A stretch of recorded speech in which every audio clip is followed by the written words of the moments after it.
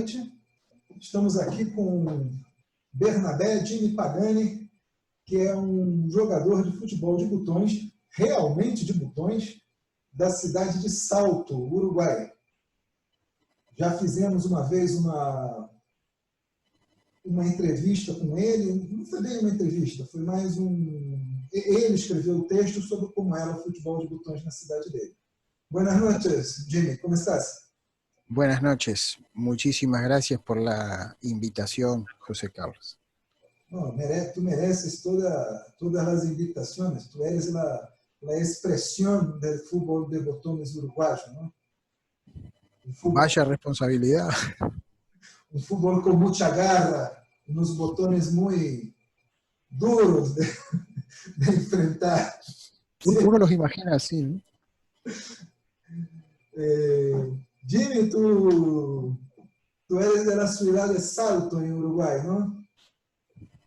Efectivamente, una ciudad que está al norte de Uruguay, a unos 200 kilómetros de la frontera con Brasil, pero está sobre el río Uruguay, o sea, es frontera con Argentina.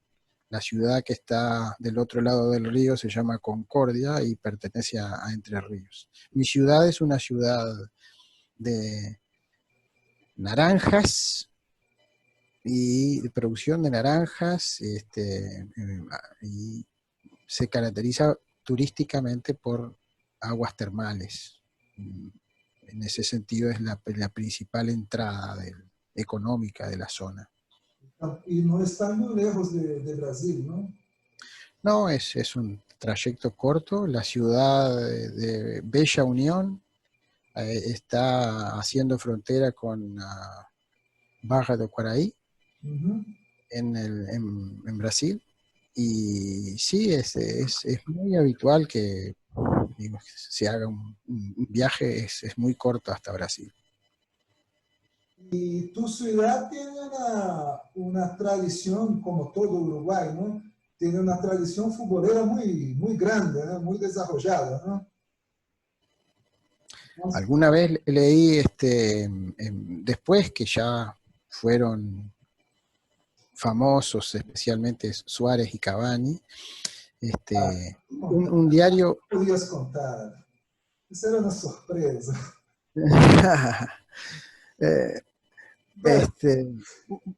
Alguna vez leí en un diario, o sea, se publicó acá, porque lógicamente que quedó como algo bonito para nosotros, que se dijera que era la ciudad con más goles por habitantes del mundo, cuando se hacía el promedio.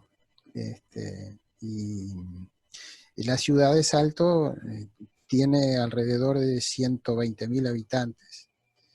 Y siempre tiene alguna figura del fútbol en el primer nivel. Pero no tiene un equipo, ¿no? Que dispute la primera división de Uruguay. Fui parte de la corta historia, digo fui parte porque integré la comisión directiva y fui uno de los fundadores de Salto Fútbol Club, que durante pocos años, a partir del año 2003, compitió en la segunda división, deportivamente bastante bien. El primer año estuvimos a un punto de jugar la final de la divisional de ascenso en Uruguay, pero los problemas económicos hicieron que el proyecto se cancelara en el 2006. Y lo que sí es, en esta ciudad no hay fútbol profesional, pero fútbol amateur, todo. Muchísimo fútbol infantil, mucho fútbol formativo, juvenil, y todos juegan en algún equipo. Incluso nosotros, los grandes, alguna vez en algún fútbol de veteranos, si sales por Salto, se ve fútbol por todos lados. Y vamos a hablar un poco de los cracks de Salto, ¿no? A ver si usted me identifica este señor que va a aparecer en la pantalla. Ese es Leandro Andrade. Es el único tricampeón del mundo, ¿no? Junto con Pelé. Puede decirse que sí, a los uruguayos les gustaría escuchar eso porque decimos que las Olimpiadas eran los mundiales. Y ganó la Olimpiada de 24, de 28 y el Mundial de 30, ¿no? Sí, este señor nació en un barrio de Salto que se llama La Estrella y que por simple casualidad yo trabajo ahí en el Instituto de Pedagogía, digamos, para que se entienda, en que doy clases, está muy cerca de donde nació él. Y parece que su sobrino, ¿no? Estuvo en el Maracanazo, ¿no? Estuvo en el Maracanazo, sí. Era el lateral izquierdo, si no estoy equivocado. En efecto, sí. Eh, pero se da el caso también de que siempre nos contaban nuestros mayores, mi padre solía decirme que en Uruguay era como que si no había alguien de raza negra, parecía que el equipo no ganaba. Siempre había eso en los equipos uruguayos y que no solía verse en los equipos argentinos. Por ejemplo, nunca se veía un jugador de raza negra. Y en Uruguay siempre hubo algún jugador. Y solían ser marcadores de punta, no sé por qué, pero defensas laterales. Parece que el único argentino negro que yo sepa fue Ramos Delgado, ¿no? No me acuerdo de otro. Puede ser, si no lo tengo presente ahora, pero es cierto de que si bien la población este, eh, en Buenos Aires hay mucha gente negra, mucha, en términos rioplatenses, ¿verdad? En Uruguay es un porcentaje pequeño de la población, pero seguramente en el fútbol están más representados que en el universo general de la población. Y este señor que va a aparecer ahora, este es de nuestra época de jóvenes, ¿no? No, yo no lo veo todavía. Ahora sí, sí, don Pedro Virgilio Rocha. O Pedro, Rocha, supongo, para un jugador que triunfó en Brasil, un ídolo de Brasil, según tengo entendido, ¿no? de São Paulo, De sobre Sao todo de Paulo, São Paulo. de Sao Paulo, sí.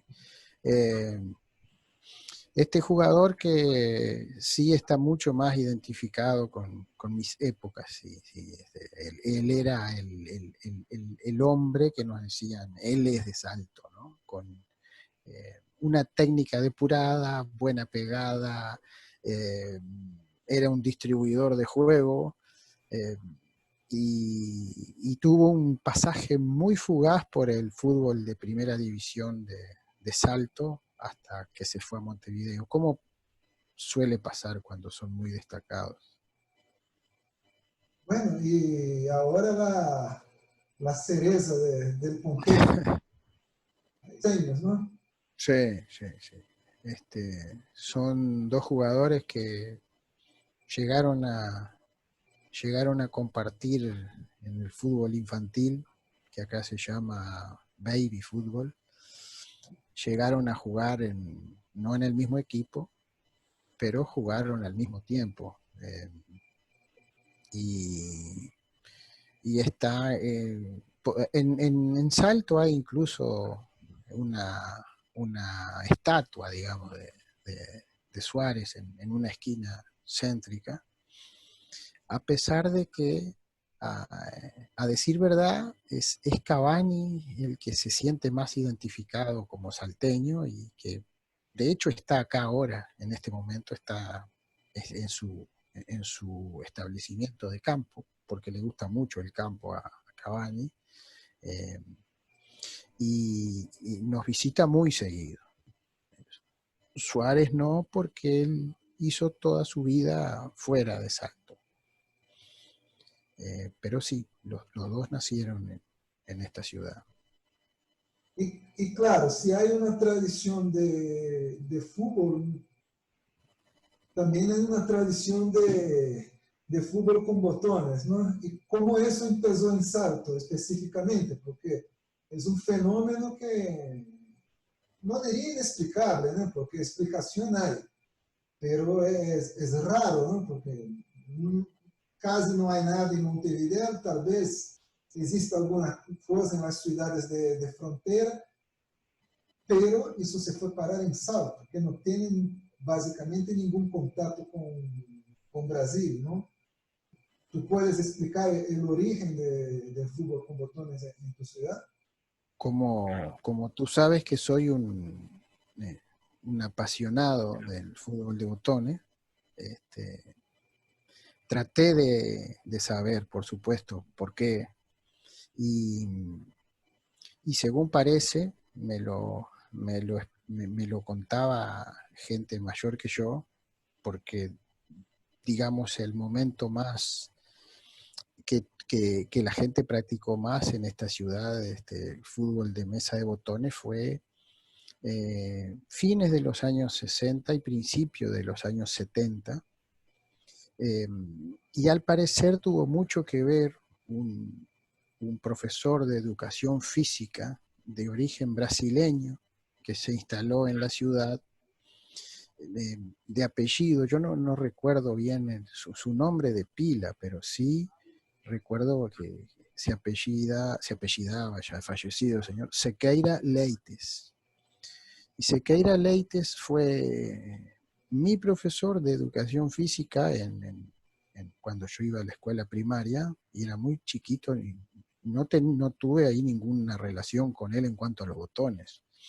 Pero también él trabajaba en la Asociación Cristiana de Jóvenes. Y según me dicen, fue él el que animó a los que concurrían a que practicaran el fútbol de botones, que llegó a extenderse bastante. Y digo esto porque en la época en que en mi barrio jugábamos algunos, creíamos que éramos los únicos. Y con el tiempo nos fuimos enterando que en otros lugares de la ciudad, y a pesar de que la ciudad es pequeña, había otros. Lo que pasa es que éramos o niños o apenas adolescentes, y tampoco teníamos las facilidades de comunicación que hay ahora, pero había otras personas que, con las mismas raíces, ¿no? O sea, alguna relación encontraba con esa actividad de la asociación cristiana. Entonces, tú eres de la segunda o tercera generación de jugadores de fútbol con botones. Segunda probablemente, porque yo recuerdo mirar con unos 6 años más o menos en la casa de unos vecinos que jugaban en la asociación cristiana, y después en su casa, en una mesa muy pequeñita, para lo que ahora serían nuestros estándares. Era una mesa muy pequeñita, pero jugaban allí, y jugaba eh, Ebert Amarillo, que fue el vecino que me enseñó a jugar, y que ahora es abogado y en Montevideo. Y no me dejaban tocar los botones, no me dejaban acercarme a la mesa. Era terrible porque yo sufría, porque ni siquiera tenía botones, y era muy difícil para un niño pequeño. Yo sí tengo seguridad que ya diría que en 1970 seguro que jugaba, pero es probable que haya empezado a jugar en el año 69, es decir, con 7 años, que ya me haya conseguido unos botoncitos para jugar en el piso, en el suelo, y los arcos, la portería eran unas pilas, ¿no? Ponía una pila con una cinta arriba, una batería, ¿no? A pilha do gato. Es verdad. Es verdad. Ese me acuerdo muy bien, eran arcos enormes porque 20 centímetros más o menos era la baldosa de un piso y, las rodillas destrozadas de jugar horas ahí hasta que conseguimos una mesa. Pero así que primero jugué al fútbol de botones, no el fútbol de mesa de botón. Y, y en su momento, en su mejor momento, ¿cuántos jugadores más o menos practicaban el fútbol de botones en Salto? Eh, esa pregunta es muy difícil de contestar por lo que te decía anteriormente. Después de que ya habían pasado los años, pude saber que en distintos barrios de la ciudad se jugaba con reglas muy parecidas o casi iguales, diría, de manera que no te sabría decir eso. Ahí está una gran diferencia con lo que es Brasil, es decir, nunca hubo una competencia realmente organizada, sistemática. El campeonato más grande que yo participé, y puedo decir que debo ser el habitante más apasionado en muchos kilómetros a la redonda, por lo menos, eh, tenía, fuimos 16 y fue una verdadera hazaña reunir 16 que arrancamos en 4 grupos de 4, ese ¿Cuántas campeonato. mesas? ¿Con cuántas mesas? Con 2 mesas. Con dos mesas, así. Por eso, cuando nosotros vemos esas imágenes que se ven de Brasil, quedamos sorprendidos. Y hoy, más o menos, ¿cuántas personas practican?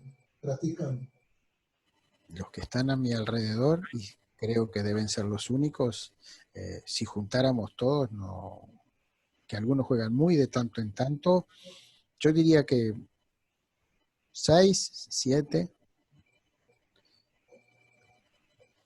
y alguno que se va. Es decir, yo alguna vez te conté que algún compañero tuvo que irse por razones laborales y bueno, entre otras cosas fue el que hizo un estadio muy bonito. Ah, sí.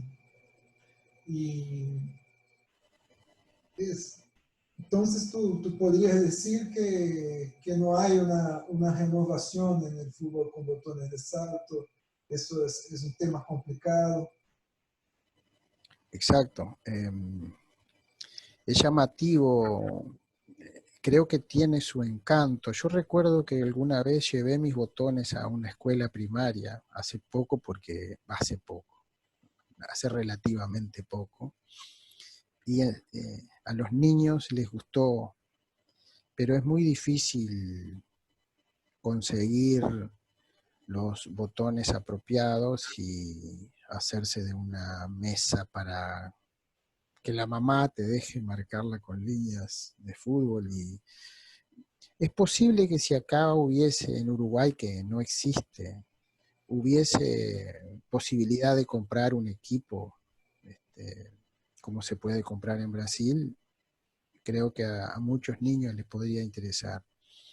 Eh, Uno trata siempre mi, mi yerno, ¿sí? El novio de una de mis hijas, eh, que le gusta mucho el fútbol, enseguida les mostré mis equipos y él es un veinteañero que sabe jugar ahora a los botones y en cierto sentido espero que él pueda enseñarle a alguien más.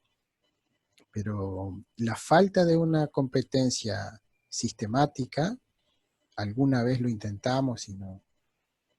Quiero decir, por ejemplo, poner anuncios de que había reuniones, del que quisiera podía concurrir. No logramos continuidad porque yo creo que para ser botonista, sentirse y poner a eso en una agenda, hay que ser apasionado. Y eso no encontré en mucha gente. Yo estaría dispuesto a dejar de hacer muchas cosas para jugar un partido de botones y lo hago habitualmente, siempre, porque yo soy botonista. Y otros lo tomaron como un pasatiempo, una cosa más. Y para mí el fútbol de botones está muy por encima de otras cosas. Entiendo. Tal vez si ustedes estuvieran más cerca de la frontera, ¿no? Adquirir un material prefabricado, ¿no? Unas fichas, ¿no? Porque ustedes juegan con verdaderos botones, botones de ropa, Sí, ¿no? claro. Y, Yo te diría que eso sería interesante, sí, para... Yo lo veo como... Yo no jugaría nunca con fichas. Eh, tú personalmente.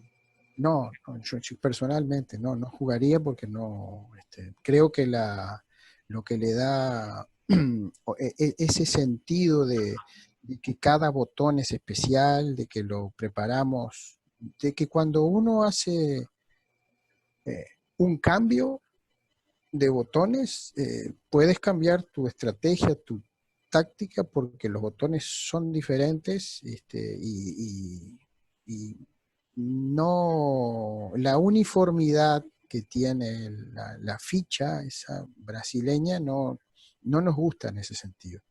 Pero descuento que sería una gran cosa para iniciarse de todos modos, porque si fuera un niño no tendría que salir a conseguir botones, que nos resulta muy difícil ahora. De hecho, conservo botones que tienen 30 años, pero con tamaño adecuado, y ahora no los consigo muy fácil. Y también la preparación de los botones, ¿no? Para un niño preparar los botones es también mucho más complicado, ¿no? Yo diría que para un niño, bueno, un niño pequeño es directamente imposible y hasta que uno aprende alguna técnica es casi imposible. Sí. En realidad es todo un aprendizaje que para nosotros fue una experiencia, digamos, en prueba y error. Nadie nos enseñó. En todo caso, había una manera de lijar botones con pedazos de vidrio, que fue lo que la vieja generación nos enseñó. Pero nuestra generación superó largamente tanto el aspecto de los botones como la técnica para prepararlos de la generación anterior, así como nuestras canchas son bastante más bonitas que los que yo veía jugar cuando yo era niño. ¿Sí? Tú puedes compartir tu pantalla para que Y podamos a ver ver si es las posible. canchas ¿Sí? y los botones. Ese es ese estadio lo hizo Antonio, un amigo que ahora está en una ciudad vecina que se llama Tacuarembó. Y es un estadio bonito de ver, casi ese estilo como una maqueta, ¿sí? Pero tiene la obvia incomodidad que tú te puedes imaginar como Claro. jugador de fútbol de botones. Es incómodo jugar allí, pero es de los que resulta más atractivo cuando uno lo muestra y para el que no juega los botones. Eso se parece mucho a un estadio, de verdad. ¿Y esa madera es aglomerado o es MDF? Es MDF, sí. Como ves, se da, se, se da el caso de que quien lo hizo además es una persona que le gusta la pintura como pasatiempo, de manera que logró quizá la foto no hace justicia a los colores muy semejantes a los del césped natural que tiene y las líneas que se ven de corte, digamos, él lo hizo bueno, con mucha paciencia y con mucha dedicación y con lo que él sabe de colores y pinturas. Yo no intenté cuando hice mi mesa aunque me gusta mucho el aspecto que queda así. Te puedo mostrar otra foto si quieres. Ah, que sí, siga, ¿no? Tú estás en el comando.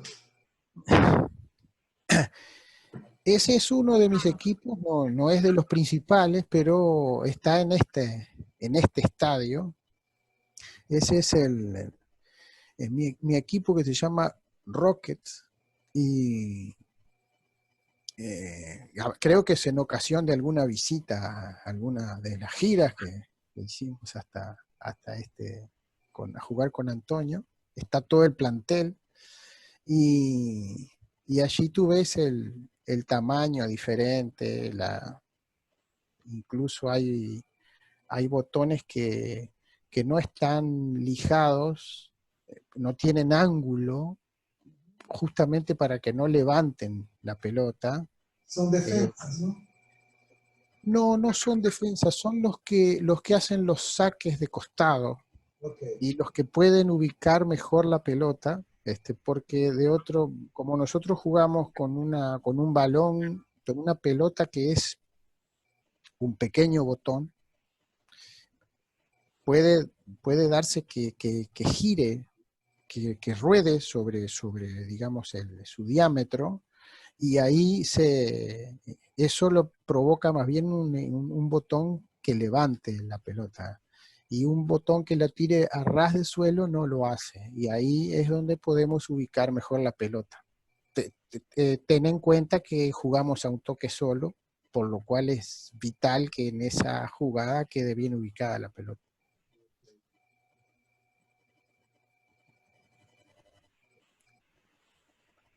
Bueno, ahí es una foto de un campeonato quizá tenga un par de años ya. Antonio es el que aparece allí, a la izquierda en la pantalla. Roberto, un primo, y el que alguna vez te conté que tiene todos los equipos de la Bundesliga desde hace 40 años casi. Gerardo, otro primo, José, el que está de amarillo. José pues juega muy poco, por ejemplo, pero en nuestros campeonatos de alguna ocasión media especial se une a nosotros, y Italia, siempre fue Italia, y es admirador del juego italiano, nada ofensivo, y así juega a los botones. Yo iba a comentar, no, no hace muchos goles. No, no, no. Los partidos con él se definen por un gol, y, y uno aprende mucho de eso porque, claro, la táctica diferente, si uno compite, lo hace aprender. Y José tenía la característica de tener botones relativamente pequeños, pero los usaba muy bien cuando se defendía, y era muy, muy difícil ganarle igual. Él ahora por cuestiones de trabajo y otras situaciones ni cerca juega como con la asiduidad que lo hacemos nosotros. ¿Cómo se llama este sistema italiano de defensa? Catenaccio, Catenaccio. catenaccio, el Catenaccio. candado. ¿Eh? Ah, sí. Ese, a ver, mira, ese es el escudo. Mis equipos son imaginarios, Sí. son todos imaginarios. Por alguna razón, esas cosas que este encanto, cuando uno tiene, ya te digo, tienes que tener pasión y pensar que esos botones no son botones, son jugadores, y que esos clubes son clubes. De otra forma no te diviertes. Ese equipo, yo empecé jugando con botones de descarte, era lo que sobraba en los demás. Armé un equipo de botones muy pequeños y le puse o mejor dicho, VK67, que es el Victoria Kickers. Victoria es una ciudad de un país imaginario que yo tenía cuando era niño. Ya ves que la imaginación es importante. Y por alguna razón, Te lleva a muchos lugares, ¿no? claro, Muchos sí. sitios. Eh, eh, eh, Creo que si perdiera eso, dejaría de jugar. Si perdiera esa fantasía y eh, ese equipo que hoy es casi mítico entre nosotros, porque el rival sabe que jugar contra Victoria Kickers es un partido difícil, por alguna razón ese equipo no perdía nunca, así que pasó de ser el equipo de descarte a incorporar figuras y hasta, bueno, tiene casi hasta la simbología, te das cuenta que muestra su origen modesto, ¿no? Obrero. Claro, exacto. Sí, es un Schalke 04 de, de mis equipos y tiene, te digo, esas cosas que, bueno, yo llevo todas las estadísticas de mis partidos, anoto cada resultado desde 1977 y eh, es asombrosa la cantidad de partidos ganados, de puntos ganados que tiene ese equipo. Yo tengo, digamos, 18 equipos diferentes que tienen son presentables, son competitivos, ¿sí? Podría tener más porque tengo más botones, pero tengo 18 que habitualmente hacemos esos campeonatos que tienen que ser con muchos equipos porque somos muy pocos. Y bueno, este tiene, bueno, una historia muy rica. Y ahora ya es un club adinerado, ya puede comprar figuras. Tú sabes que este cantante brasileiro, Chico Buarque, ele também, Sí, ele também tinha cidades imaginárias, não? Inventava cidades imaginárias. mira, no sabía. E Claro, soy admirador en cuanto a su música. Alguna vez lo hablamos, me parece impresionante algunas músicas de Chico Buarque. Lo he visto, fotos de jugando botones. Y sí, yo tengo todo, cuando yo era muy pequeño, yo inventé un país que se llama Pintachuelo, tiene bandera, escudo, mapa, todo. Y hasta mediados de los 80 jugaba con equipos reales. Por ejemplo, uno de mis últimos equipos que yo jugaba habitualmente era Inglaterra. Estamos hablando quizás antes de los, un poco antes. Inglaterra con Clemens, Keegan, Hughes, Francis, digo para que temporalmente, bueno, más o menos los que se acuerdan. final de los 70 y Sí, los 80. Pearson, era Shilton, el otro arquero. Ese fue uno de mis últimos equipos. Después me decidí que tuve una razón poderosa para decidirme a jugar con botones, perdón, con equipos inventados. Uno que ya los tenía, en mi mente ya existían esos clubes, y otra fue la posibilidad de que el botón conservara su identidad. En este caso, ese es un joven jugador, el que ves ahí, se ve en la pantalla a Helland. Es un invento el nombre, y el escudo pertenece a un club muy pequeño, de los menos poderosos, que se llama Ross Lake County. Y como tenía uno sin preparar, te lo quise mostrar para que veas La la diferencia. diferencia ahí en el ángulo de uno que ya está lijado con el otro que está, digamos, en bruto, ¿sí?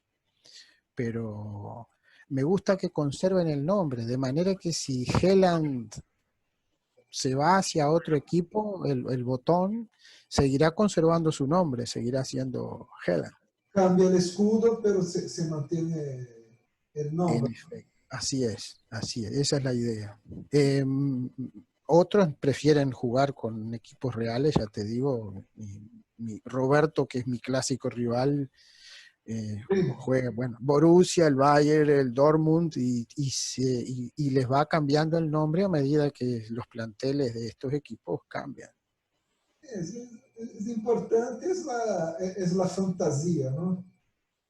Por cierto, si eres demasiado pragmático y realista, Dedícate a otra cosa, no le vas a encontrar el gusto. Yo, por ejemplo, yo no pongo nombres en mis botones, son solamente números.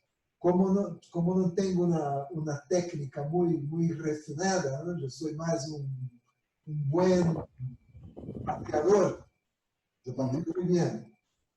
Ujú.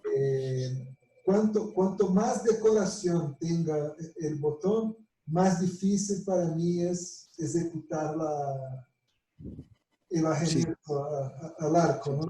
sí, sí, te entiendo, es cierto. Sí. Bueno, tú sabes que entre nuestras reglas que pueden generar mayor resistencia está la posibilidad de en determinado momento girarlo antes de hacer un tiro al botón si te molesta, digamos, la decoración. Y bueno, fue una decisión difícil de tomar, pero poniendo por encima el aspecto, ¿no? Ten en cuenta que si bien hemos tenido, Antonio suele hacer equipos de un color solo, resulta muy difícil poder conseguir botones que se adapten a las distintas posiciones y tengan el mismo color. Entonces tiene que verse la camisa, ¿no? Y háblame un poco de la preparación de los botones. Usted coge un botón de ropa y lo lija, hace un ángulo en... Lo primero es buscar. Niño tomaba por asalto la caja o la lata que tenía la abuela o alguna tía o alguna vecina muy generosa. Cuando el tiempo pasó ya daba un poco de vergüenza ir con 40 años a pedir botones en el barrio, así que una de las... Hay que pedir para las novias, para la familia de Claro, la sí, mujer. eso sí me pasó, eso sí lo hice, pero yo tengo por costumbre y sé que pues mis amigos también, cuando vamos a otra ciudad preguntamos dónde hay mercerías y ahí vamos siempre, eso es una visita obligada, ¿no? El botón que compramos es muy difícil que nos sirva para jugar así, tal cual está, es muy difícil.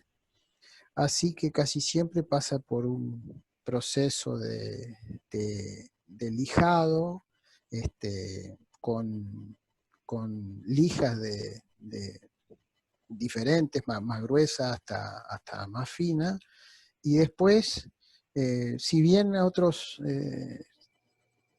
compañeros usan algunas técnicas diferentes, generalmente termina con un pulido que yo lo hago con pasta de pulir pinturas de automóviles. Eso es lo que me ha dado mucho resultado y le da un acabado bueno.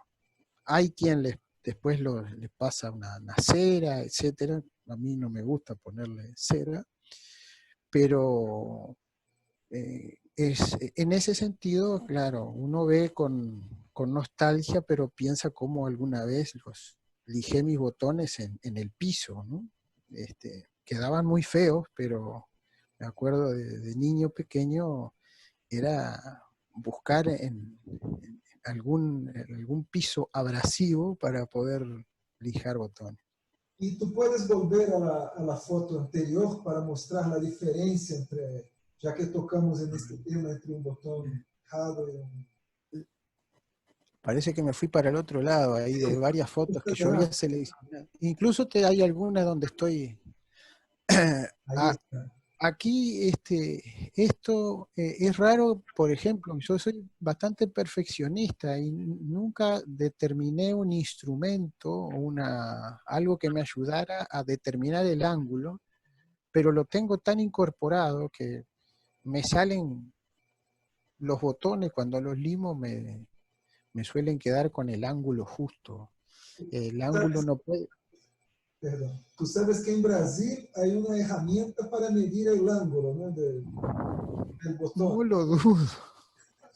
En Brasil hay todo. Un momento, sí, entra. Pode entrar, entra. Mi señora, ya se fue. En- el ángulo, si le das mucho ángulo, va a levantar mucho la pelota. Es muy posible que esta de botes o rebote o pique, como decimos nosotros, pique demasiado. E incluso es posible, si fuera demasiado exagerado, que la pelota le pase por encima, que quede para atrás Ah, del sim. botón, ¿no? De manera que el ángulo debe ser el adecuado. Igual, eh, es muy habitual que algunos de nuestros botones, como te digo, nos gusta tener alternativas en la estrategia. Algunos tengan ángulos mayores, por ejemplo, te puede servir para levantar un tiro de esquina, donde el gol puede ser directo, digamos, y puede haber un rebote y meterse la pelota en el arco. Y un botón con un ángulo pronunciado puede hacer ese tiro, ¿sí? Pero diría que ese es un ángulo bastante estándar. E dime uma coisa, se vocês usam um botão de roupa como balão, como Sí, pelota, es un pequeñito botón, sí. isso, ele não vai ter duas superfícies distintas. Ou seja, que passa se durante o partido se voltea ou vocês também preparam o botão? No, no, el botón ya es, primero, el botón que nuestros sabios antecesores eh, escogieron del lado que quede indistintamente, va a levantar igual. Ah, ok. Tiene los dos lados iguales. Ah, Y el otro detalle es que efectivamente ese pequeño botoncito que se utilizaba por lo que sé, más bien para botones de ropa de abrigo interior, de camisetas interiores, es de otra época, ya no se encuentra y los cuidamos como tesoro. Yo tengo una cajita con muchas pelotas y, y ya sabemos, porque hemos indagado hasta en fábricas de Uruguay, que ese modelo ya no se hace años. ¿Cómo nos arreglaremos después? Bueno, pero supongo que nos vamos a morir antes que se agote la reserva, que tenemos que... com nós outros em La Calle, onde eu vivia, passou algo similar. Não? Nós outros utilizávamos uma ficha de um jogo que não creio que não existe em Uruguai, que se chama War, guerra. Sí, sí, sí, sí, Que lo conozco. Tengo é um el juego de War. de ¿Se llama estratégia. War o TEG? E E esse modelo já não existe de fichas de juego, já não existe mais. Lançaram outros modelos de juego, pero as fichas têm como uma cavidade, uma depressão, Te entiendo. e não nos servia. Então, essas fichas de juego são tesouros, não? Muy cotizada. Não tanto, não tanto porque hoje a gente não está mais jogando com esses modelos. Não? Em Brasil já todo está muito estandarizado. Não? Então, já, Hubo, há um hubo fabricante, alguien. perdão, No, continúa. há um fabricante, creio que em Rio, que faz o modelo específico para uma determinada modalidade que utiliza esse tipo de balão, digamos assim. E tu puedes adelantar outra vez a la foto onde está o equipo na cancha? Essa. Sí, ahí está mi equipo. Ese es Carlos Martel, ese equipo. Y también no, tampoco es de mi equipo, de mis equipos principales, digamos. Ahí se nota claramente, primero, notas la diferencia de tamaño. En realidad seleccioné la foto en gran medida por eso. la diferencia de tamaño, de diámetro, digamos, entre la defensa y los que están al medio y los delanteros. Eh, y, y bueno, y como ves, por supuesto, esto ya lo hemos hablado alguna vez, el arquero es más grande, pero es un botón, y no, nunca jamás jugaré con un prisma como arquero. Sí, Jimmy tiene una versión particular a los arqueros que utilizamos en el fútbol con botones de Brasil. Para él es inimaginable, no puede aceptar algo que sea diferente de los demás jugadores, ¿no? O sea, es algo que escapa del estándar, ¿no? Claro, es como que la naturaleza del jugador, aunque el puesto sea diferente, debería ser la misma. Yo he visto que, creo que es en Georgia, que usan eh, parte de viejos teléfonos, de los micrófonos, ¿no? De viejos teléfonos como arquero, a pesar de que juegan con botones. Y bueno, esto no... Que yo sepa, en realidad hay, no sé, niños que a veces improvisan otras cosas de arquero, pero para nosotros está prohibido, ¿no? No se puede jugar con algo que no sea un botón. Y tú puedes, de una manera así muy rápida, más o menos decirnos cómo es la regla del juego de ustedes. Básicamente es a un toque, siempre, y no hay casos en que haya dos toques consecutivos, ni siquiera en lo que uno podría suponer que podría ser, y que sé que hay gente que en Uruguay juega o ha jugado a dos toques, por ejemplo, en un saque de banda o cuando se hace un tiro después de una falta técnica, digamos, un indirecto, ¿sí?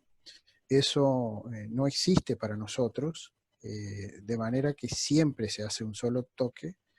El gol es válido después de la mitad de la cancha, o sea, no es posible tirar desde tu propia cancha o de tu propio campo al, al arco del rival,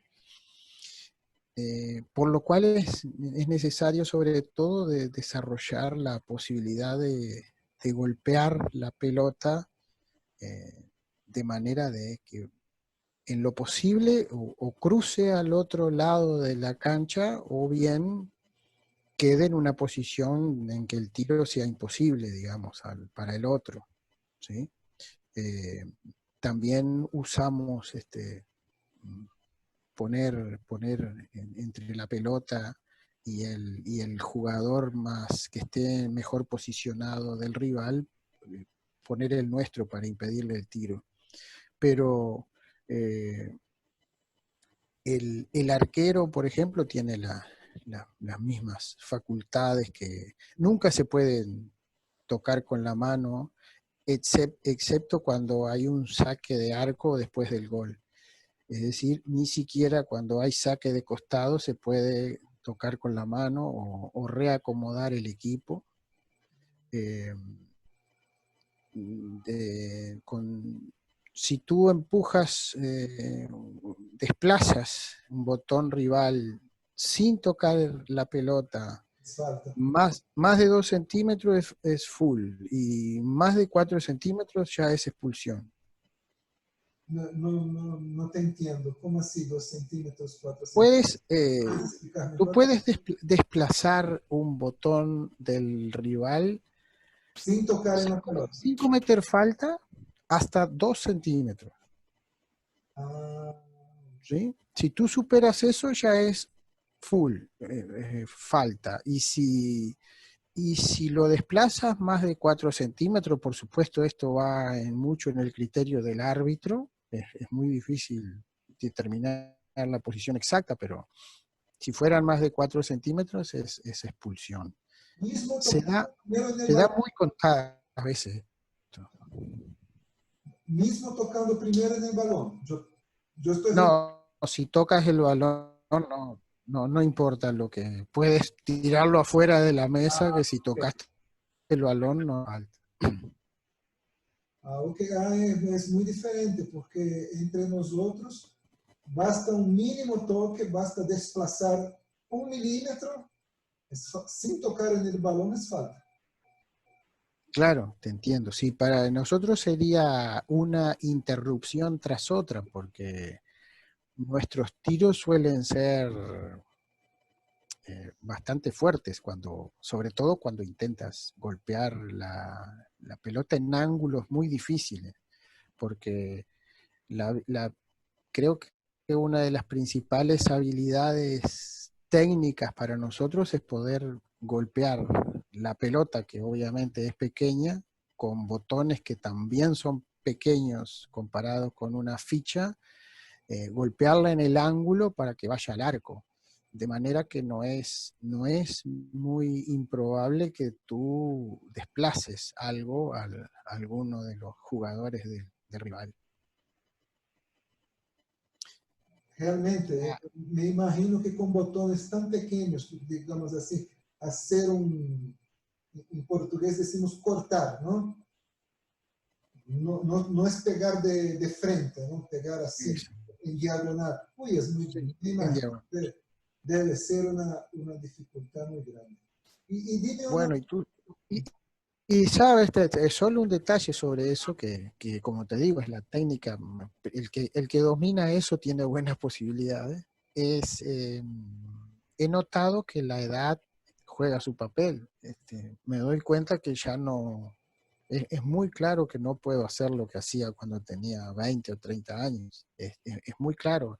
Por ejemplo, tengo que jugar con gafas, con anteojos, eh, y antes no. Y lo noto. Y noto que ya no soy capaz de hacer los mismos tiros que hacía antes. Y no sabes cómo lo lamento. Aquí en Colombia decimos que es la ciruela. Ciruela juventud. Sí. Ay, ay. Juventud divino tesoro, pero bueno, ya pasó. Y dime Eh, vu- una... vuelvo a ser, vuelvo a ser un niño jugando a los Ah, botones, ¿eh? todos nosotros volvemos a ser niños, sobre todo cuando es un partido sin tanto compromiso con la victoria.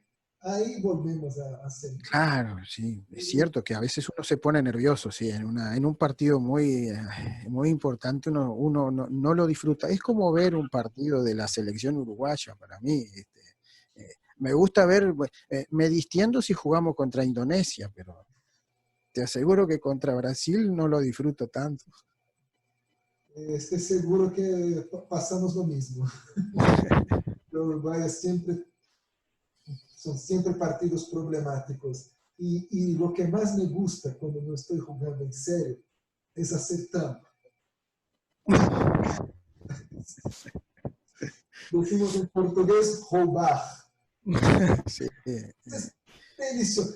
Pero es hacer la trampa descarada, ¿sí? Para que el otro sepa que tú estás haciendo trampa. Y como en un teatro, él protesta, eso no se puede. Claro que se puede. Eso es delicioso. Eso es absolutamente delicioso. acá acá una de las cosas que tomamos como, yo me imagino eso cuando hay árbitro, pero acá muchas veces tenemos que jugar sin árbitro porque no, a veces somos dos los que estamos dispuestos a jugar y acá bueno, tuvimos que poner la honestidad como regla, ¿no? Es decir, sería un problema tras otro si intentáramos hacer trampa porque no hay nadie que decida después, no hay árbitro, no hay juez muchas veces. Cuando podemos reunirnos en un campeonato, sí, designamos un árbitro.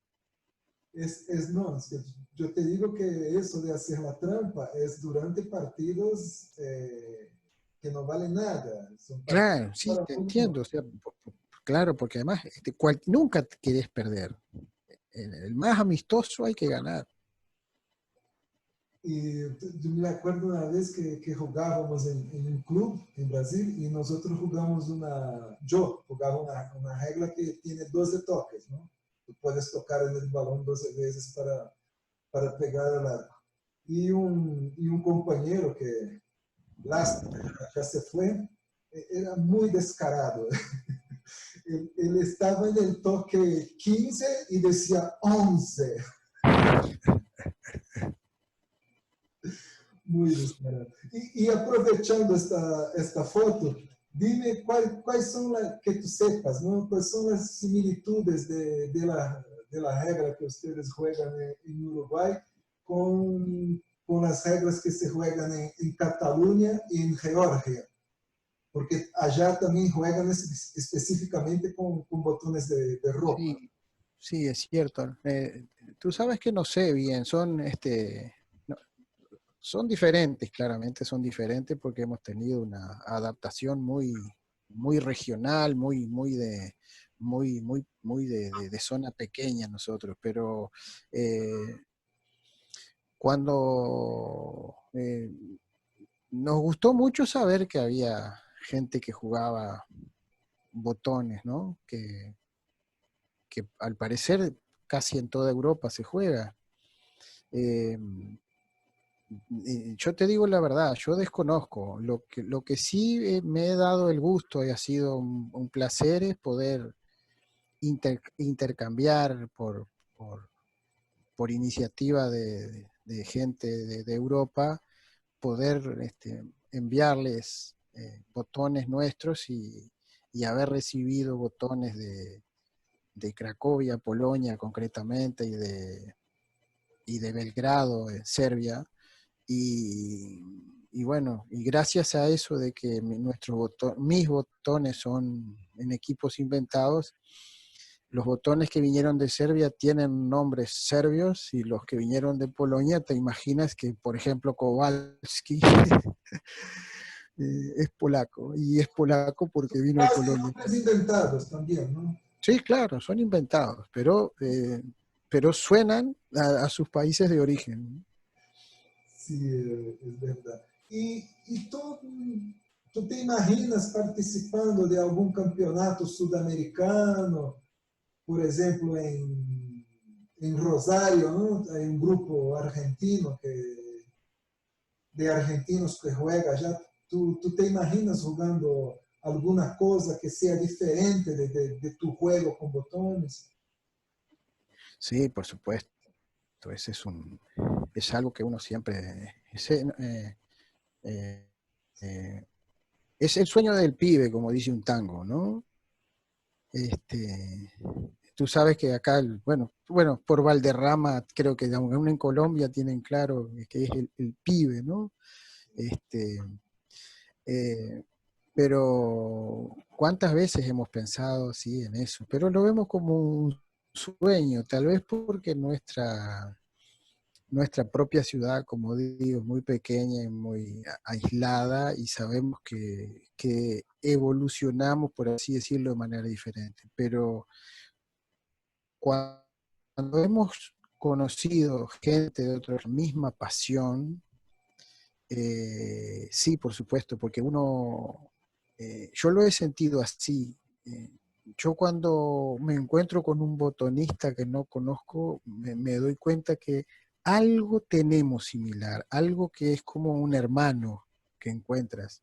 Y, y esa camaradería que debe existir, y que en contadas veces lo he sentido, seguramente ya eso pagaría una reunión, más allá de que jugaras con otra regla y por ahí pierdes, a nadie le gusta, pero por ahí pierdes 10-0, pero te encuentras con gente tan loca como tú.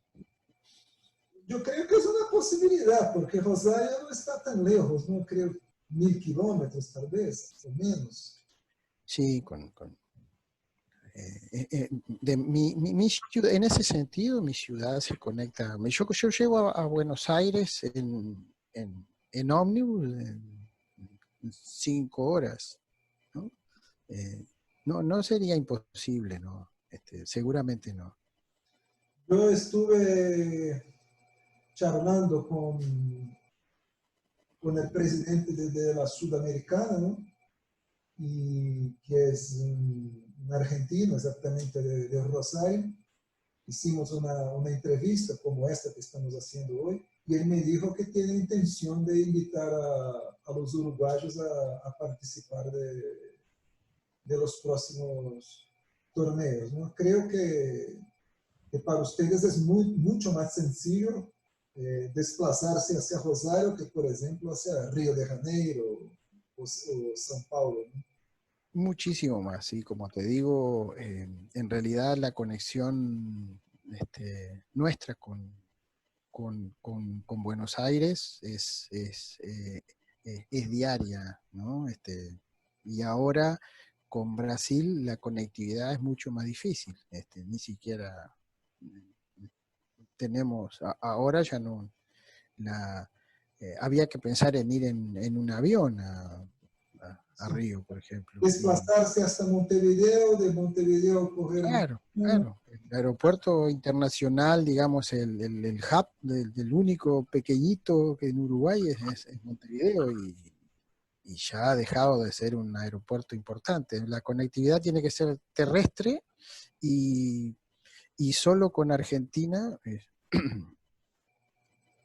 Hago la salvedad que la comunicación de la gente que vive en Rivera con Río Grande do Sul es grande, ¿sí?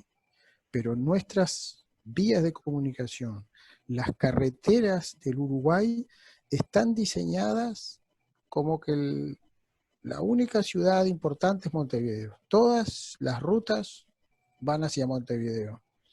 A mí me resulta más fácil ir a Montevideo en el sur de Uruguay y después volver al norte por otra ruta principal que atravesar el Uruguay, aunque es muy pequeñito. Por eso ir a Brasil no me resulta del todo cómodo y a la Argentina es más fácil. Sí, a veces ellos realizan los sudamericanos en Buenos Aires también. ¿Tuviste la película Cracks de Nácar? Y el trailer. Ah, viste el tráiler. Creo que alguna vez hablamos de eso. Y bueno, ahí relata de dos amigos de Buenos Aires que juegan botones, pero es hermosa como lo que transmite porque es muy parecido a lo que uno ha sentido en esa pasión del clásico, además con un amigo que se encuentran siempre los sábados religiosamente a jugar a los botones, pero claro, noto que la superficie en que juegan y todo eso eh, nosotros estamos más desarrollados, se parece más al Brasil, la nuestra, que ellos juegan sobre un vidrio, cosa que para nosotros nos es inimaginable, ¿no? No va a deslizar de la manera adecuada. Sí, absolutamente. Y ustedes en Salto tienen contacto con otros grupos de fútbol de botones en Uruguay o no? No, me ha llegado contacto, he recibido mails a veces de gente, de adultos tan grandes como nosotros, o casi, que sienten mucha nostalgia por lo que jugaban cuando eran niños y descubren a alguien que todavía juega y ahí me dicen que están solos, que quisieran tener con quien jugar. Y de hecho puse a dos personas alguna vez de Montevideo en contacto que no se conocían entre sí, pero los dos me habían hablado y los puse en contacto y bueno, están en eso. Todavía no han concretado. Tienen que ajustar el reglamento primero. Pero no hay, no. En Uruguay no hay una actividad que se asemeje en lo más mínimo a lo que puede ser Brasil. No hay clubes donde se reúna la gente a jugar fútbol de Es otro. la frontera, ¿no? Eh, lo que, yo siempre pienso que en Rivera tienen que jugar, deben jugar con reglas brasileñas, porque decir en Uruguay, Santana do Livramento y Rivera son la misma ciudad, de hecho. Además se llama Frontera de la Paz, porque ellos, para ellos viven en una ciudad sola, brasileños y uruguayos. Así que si ahí hay fútbol de botones, en Brasil, descuento que hay uruguayos que practican. Sí, y en el sur de Brasil la tradición del fútbol con botones es muy, muy grande, muy fuerte. Pues tiene una tradición muy, muy enraizada de este juego. Y dime una otra cosa que aquí déjame leer. Ah, sí. Una vez tú me dijiste que tenía envidia del fútbol de botones de Brasil. Me pareció una expresión un poco fuerte, ¿no? Porque la palabra envidia suena duro, ¿no? En los oídos. Me parece que tú tienes más una admiración por nuestra organización. ¿Tú puedes hablar un poco sobre eso?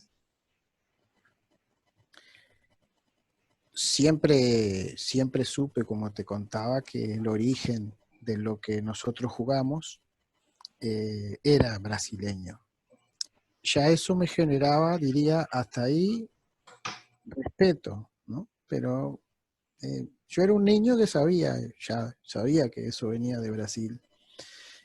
Hasta que algún día llega a mis manos, que no era nada fácil en mi ciudad, llega un ejemplar de la revista Placar. Y allí encuentro entre sus páginas que venían los escuditos Brasil Botão. Me Y, acuerdo. y digo, esto es maravilloso. En una revista de fútbol de la importancia de esa, y indudablemente yo tenía idea que era una de las revistas de fútbol con mayor difusión en Brasil, que eh, se acordaran del botonista, que el botonista tuviera un lugar para recortar en una época en que no teníamos las impresoras como ahora, que puedo hacer mis equipos, mis skits rápidamente. Eso me pareció asombroso, ¿no? Y ahí descubrí que en Brasil esto era mucho más grande que lo que era para nosotros.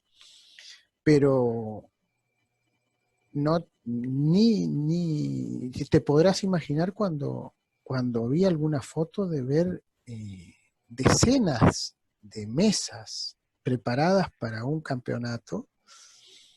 Bueno, sí, puede llamarle admiración. Eh, También le digo envidia en lo que también en español, no sé si hay una traducción, pero es sana envidia. Ah, sana envidia.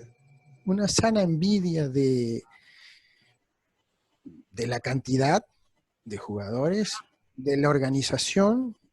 A mí me gusta, yo soy bastante meticuloso, ordenado, de manera que jugar desorganizadamente en cualquier aspecto le quita seriedad, y para mí, creo que por eso soy así, soy botonista, es el fútbol de botones es cosa seria. Sí. Siempre lo tomé así, de manera que para mí no es un hobby, simplemente ya pasa a ser un deporte que lo tomo muy en serio. Y esa organización brasileña, entregar trofeos, que haya cierto ceremonial, no solo en la cancha, sino afuera, tener una competencia sistemática, eh, poder, eh, poder llegar a ese grado de desarrollo, más allá de lo técnico, que lo desconozco, pero es obvio que si llegan a eso en el nivel organizativo debe haber jugadores fantásticos. Eso Yo sí, soy uno de ellos. Lastimosamente no soy uno de ellos, pero son fantásticos. Pero sí, genera admiración, sí. No tengas ninguna duda que sí, por eso también tal vez durante muchos años mi principal equipo se llamaba Brasil, y mi arquero, un arquero mítico era Leão, Leal. y yo te conté alguna vez que el botón más pequeño de mi primer equipo era Paulo César, y con él hice goles de todos lados. Y mis rivales le tenían mucho miedo a Paulo César. Yo te conté la anécdota que yo vivía en São Paulo, estaba bajando la loma y Paulo César subindo, ¿no? Y yo crucé con él, tú eres Paulo César, ¿no? Y él, sí, yo soy Paulo César. Y empezamos una charla rápida. Claro, y después tú sabes también, tú sabes de mi amor por el cosmos, así que vamos a llegar la a... admiración por Pelé, así que mi relación con botones y Brasil es automática. Y dime una otra cosa. Cuéntame esta anécdota que tú estabas con tus alumnos y ellos te pidieron una definición de que tú eras, o como dijiste, cómo te definías para ellos, y ellos no entendieron nada. ¿Puedes contar esta anécdota? Es muy chévere. Sí, yo soy profesor de docente de nivel terciario, o sea, universitario, así que tú piensas que mis estudiantes tienen de 18 años para arriba. Y en alguno de de esas charlas que uno tiene naturalmente con sus estudiantes, y ellos, yo les doy clase de sociología, y como yo tengo las dos titulaciones, digamos, alguno de ellos me preguntó si yo me sentía más docente que sociólogo, más sociólogo que docente. Y yo pensé, ¿cómo me definiría yo? Y ahí le dije, ¿no? Antes que nada soy botonista. ¿Qué es eso? Porque además esa palabra la incorporé hace poco a mi propio vocabulario, porque la palabra botonista la adoptamos también de ustedes, brasileños. Y entonces se sorprendieron y ahí tuve que hacerles toda la historia de que, excepto hijo, ninguna otra cosa he sido más en la vida durante más tiempo que jugador de fútbol de botones. Y para Siempre. explicar para ellos qué es fútbol de botones, debe haber Claro, una complicación. de hecho, me hicieron jurarles que a la clase siguiente iba a llevar algún botón para mostrarles. Así que ahí fue uno de mis equipos, y hasta sobre el escritorio hice una pequeña demostración rogando que el director no cruzara por la puerta y me viera robando la plata del Estado ahí. Yo una vez Pero sí, le resultó sorpresivo, sí, pero es algo que siento, siempre lo digo además, yo tú sabes que soy muy sincero con eso, te he dicho más de una vez, yo soy botonista de alma, no creo que nadie, de los que conozco, solo un primo mío que empezamos a jugar juntos, creo que tiene una pasión parecida a Roberto, que es parecido porque dejamos de ser, somos primos hermanos y casi hermanos, pero se termina la amistad cuando estamos jugando, es el derbi, el clásico. cosas distintas. La hermandad, la amistad, Hay que ganar. hay que ganar. No a todo precio, ¿no? No. Pero hay que ganar, hay que ganar. Y para encerrar nuestra entrevista, te quiero mostrar una imagen y me gustaría que tú comentaras sobre tu otra pasión. A ver, ¿la ves? Sí, ahí están, ¿no? Sí, E por, por, e por quê? Explica-me por que um uruguaio não é hincha de Nacional, não é hincha de Peñarol, foi a yo ser era, de um equipo de Estados Unidos. Isso é também algo muito particular, não? yo fui hincha de Peñarol durante gran parte de mi vida porque mi madre no me daba opción. Ella colgó una foto frente a mi cuna, puso una foto gigantesca de Peñarol campeón de América 1966, con Masukiewicz, con Spencer, con Joya, Caetano, eh, todas esas figuras. Y de manera que durante mucho tiempo me decía hincha de Peñarol, pero a su vez mi padre, que era hincha de un equipo muy menor, que se llama Miramar, de Montevideo, él me decía que Nacional y Peñarol ganaban porque los jueces siempre arbitraban a favor de ellos y que cuando mirábamos los partidos por televisión se dedicaba a buscar cada detalle. Y decía, ahí ves, ¿para quién es? A favor de Peñarol, no podía ser de otra manera, ¿no? No va a ser a favor de Racing. Así que poco a poco me fue cambiando la cabeza y en Uruguay me fui haciendo hincha de los equipos pequeños. Aún reconozco que soy así. O sea que si juega Rentistas Nacional, soy de Rentista. Y si juega Rampla Juniors con Peñarol, soy de Rampla Juniors. Y lo de Cosmos fue una cosa como, bueno, si existe el flechazo y el amor a primera vista, yo recuerdo ir a la escuela secundaria en el año 75 y acá se llama liceo la escuela secundaria y un compañero que también jugó a los botones, su equipo era nacional, se llama Luis Monchietti y ahora vive en Italia, me comenta, ¿te enteraste que hay un equipo de Estados Unidos que lo va a comprar a Pelé?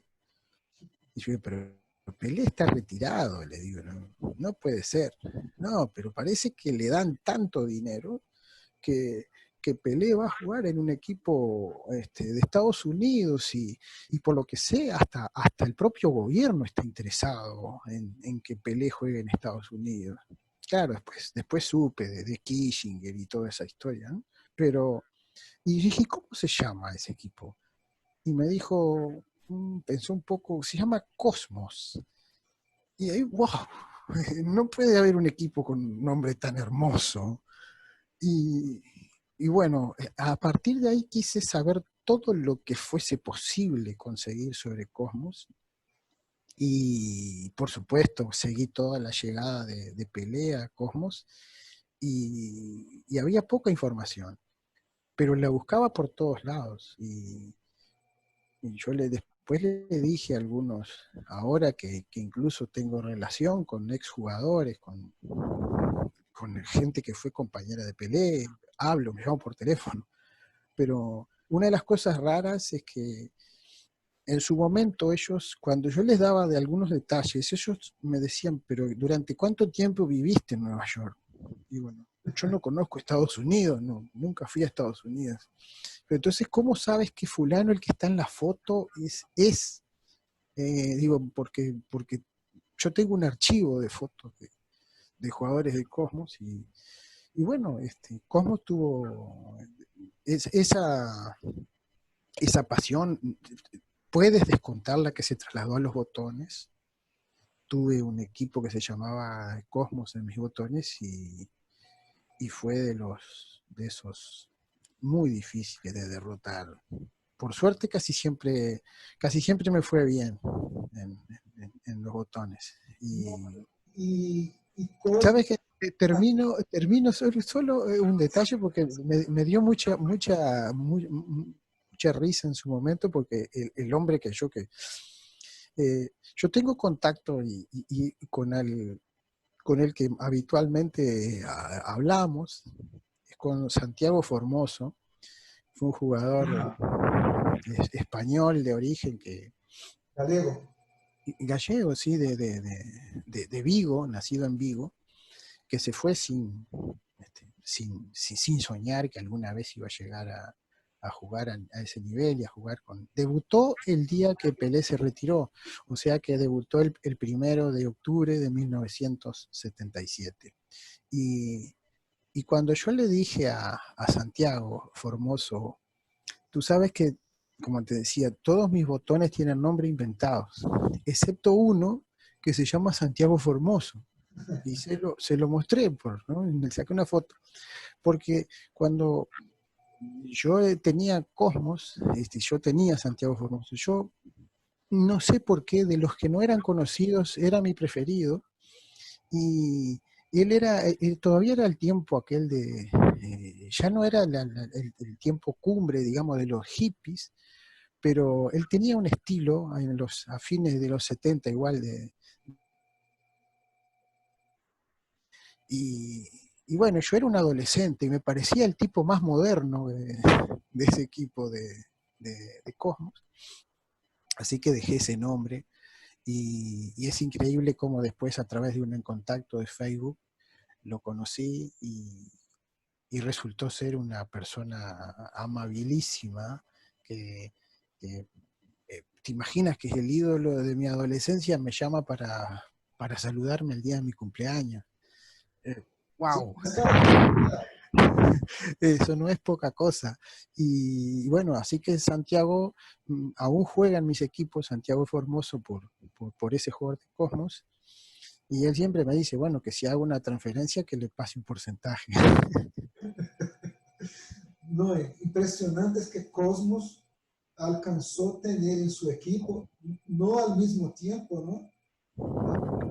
Al mismo tiempo tuvo a Pelé y a Beckenbauer.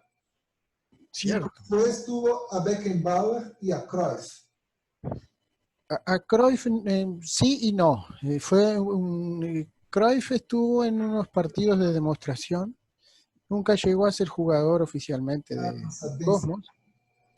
Fue en partidos de exhibición. Pero si tú piensas que en el Cosmos jugaron, bueno, Beckenbauer, Carlos Alberto,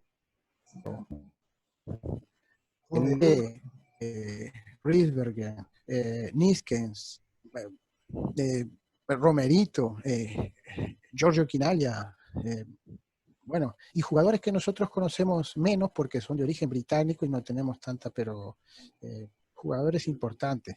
Y claro, era un equipo hecho a fuerza de dinero por la Warner, pero yo siempre pienso que hoy no me hubiese hecho hincha de Cosmo porque a mí no me gustan esos equipos galácticos de ahora eh, hechos a fuerza de dinero que parecen selecciones del resto del mundo. No me gusta, no me gusta ese fútbol. Pero supongo que a la edad que yo tenía, cuando yo con 14 años escuché que un equipo iba a hacer volver de su retiro al Rey Pelé, bueno, wow, no pensé en otra cosa que eso era hermoso para el fútbol. ¿Y tuviste el partido de despedida de Pelé?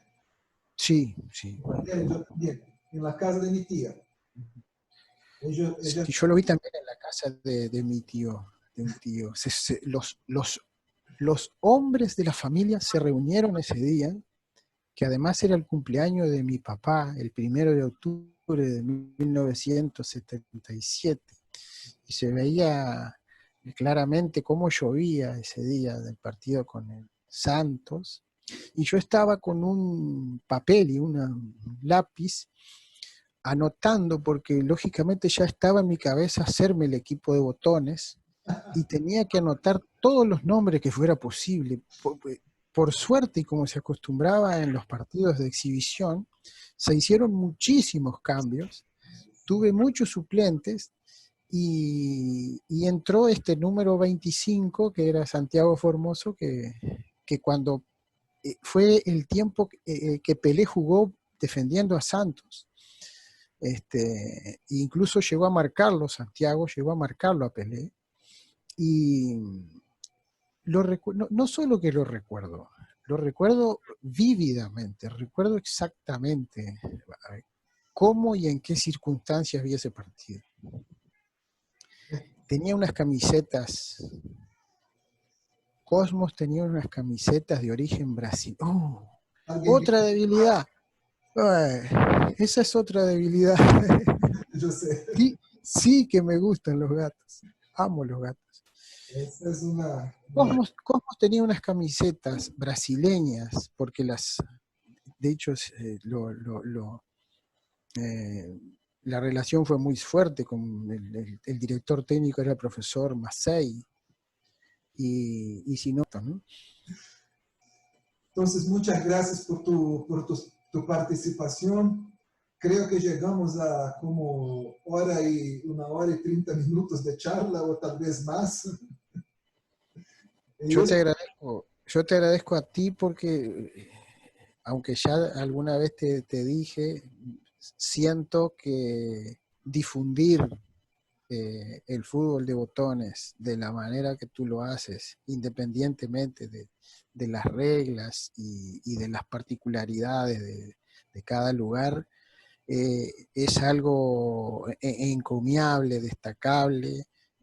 A mí me emocionó mucho el primer contacto que tuvimos, ya fue hace años, cuando publicaste lo que yo escribí, que lo escribí para mí. Era como rescatar algunos recuerdos que yo tenía y lo quise escribir para mí. Así que a ti te gustara y que después incluso lo publicara fue una cosa que me alegró mucho y no, todo el agradecimiento para ti, para vos, como decimos los rioplatenses. No sé si te acuerdas en esta materia, digamos así, yo puse unas consideraciones finales, ¿no? Como una nota. Y lo que me impresionó mucho fue las similitudes, ¿no? Que tenemos en relación al fútbol de botones, en relación al fútbol, porque somos personas de la misma generación, ¿no? Somos de la Zafra 62. Cierto, no, además, bueno, tú eres un hombre que también ha viajado y has conocido mucho. Yo he viajado seguramente mucho menos que tú, además trabajaste en aviones, pero yo trabajé 20 años en migración. Eso me permitió conocer mucha gente en la frontera y hablar con mucha gente. Y para cuestiones como el fanatismo y el nacionalismo, conocer gente es el mejor remedio, porque ahí encontramos que somos mucho más parecidos de lo que pensamos, y encontramos gente que perfectamente podía ser el que vive al lado de nuestra casa. Entonces, trabajé mucho tiempo con argentinos y ahí se me fueron muchos prejuicios y muchas ideas que yo tenía. Los argentinos, no, son exactamente iguales. Y en el fútbol ni hablar, esa es la pasión compartida, obviamente. Yo creo que fue un escritor vasco que escribió alguna cosa sobre Miguel de Unamuno, ¿no? Así, Unamuno. que escribió así que para el mejor remedio para el racismo es viajar. Seguramente. Para Y te digo, los que no, pero no, hemos que conocer gente. conocer gente, eso, exactamente lo que yo te iba a decir. No es necesario viajar, es necesario que conozca gente, personas de diferentes culturas, de diferentes opiniones. Y tener la mente abierta, suficientemente abierta. Exactamente. Bueno, Jimmy, muchas gracias. Gracias a ti.